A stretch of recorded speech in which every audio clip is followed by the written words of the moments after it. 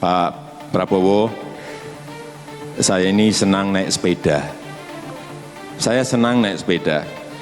Dan sering ketika naik sepeda, rantainya putus. Tapi percayalah pada saya Pak Prabowo, bahwa rantai persahabatan kita, rantai persahabatan saya dan Pak Prabowo, yakinlah tidak akan pernah putus. 3 kali kalah dalam kontestasi Pilpres di Indonesia, rupanya tidak menyurutkan niatnya untuk kembali bertarung pada Pilpres 2024.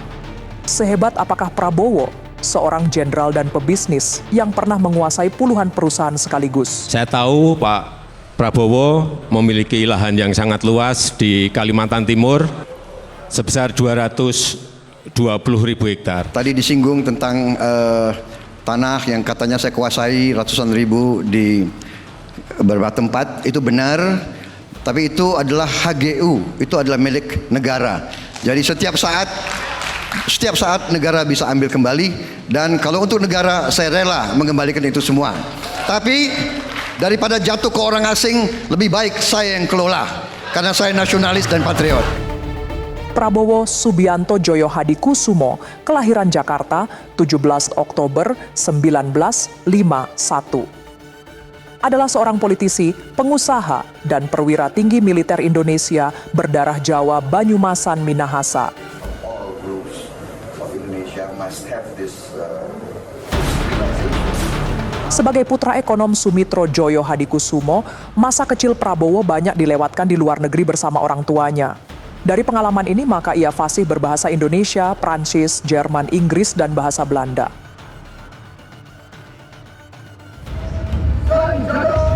Sebagai lulusan terbaik, tidak sulit bagi Prabowo memperoleh kepercayaan pemerintah saat itu.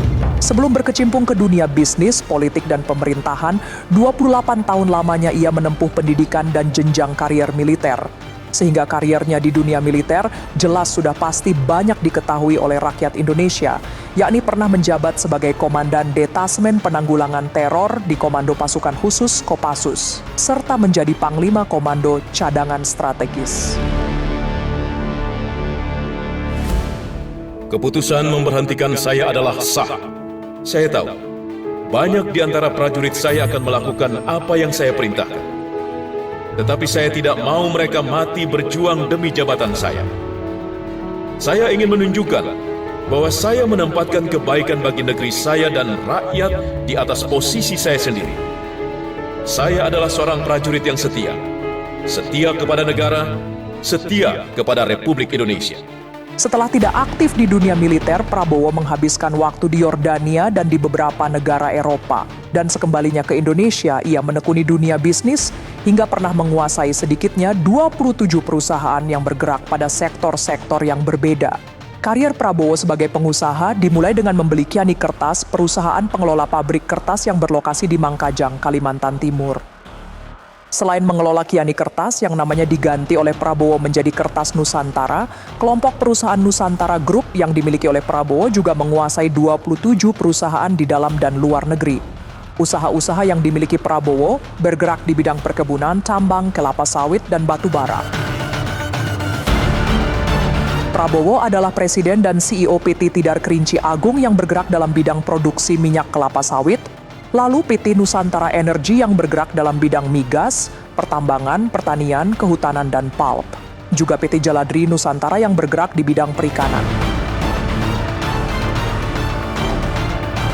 Dalam karier politiknya, ia adalah pendiri Partai Gerakan Indonesia Raya Gerindra, yang saat ini merupakan salah satu partai terbesar di Indonesia. Saya, Megawati Soekarnoputri, dan Prabowo Subianto atas nama rakyat mendeklarasikan tekad politik kami untuk mencalonkan diri sebagai calon presiden dan wakil presiden. Terjun pada Pilpres 2009, Prabowo maju sebagai calon wakil presiden berpasangan dengan Megawati Soekarno Putri. Namun kala itu pasangan Mega Prabowo kalah telak melawan pasangan SBY Budiono. Kemudian pada pemilihan umum Presiden 2014, Prabowo tampil sebagai calon presiden berpasangan dengan Hatta Rajasa. Tapi hasilnya ia pun harus menerima kekalahan melawan pasangan Jokowi JK. Jadi memang karena ini debat Pak, ya kan? Audiens kalau lihat kita terlalu bersahabat, mereka enggak. Jadi ini sulitnya memang ya gimana ya, saya juga bersahabat sama beliau, gimana? Masih tidak ada kata menyerah, ia pun kembali mencalonkan diri sebagai capres pada pemilihan umum Presiden 2019 berpasangan dengan Sandiaga Uno melawan pasangan Jokowi, Ma'ruf Amin. Dan hasilnya, lagi-lagi ia pun kembali harus menerima kekalahan. Mas Pram, jadi kita pun tidak akan putus persaudaraan kita. Kita berjuang untuk rakyat sama-sama, biarlah rakyat yang menentukan yang terbaik untuk bangsa kita. Terima kasih. Waktunya masih ada.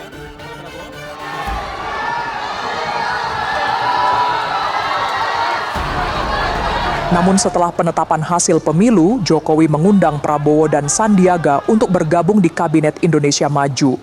Prabowo pun dilantik pada tanggal 23 Oktober 2019 untuk membantu tugas Presiden Joko Widodo sebagai Menteri Pertahanan Kabinet Indonesia Maju periode 2019-2024.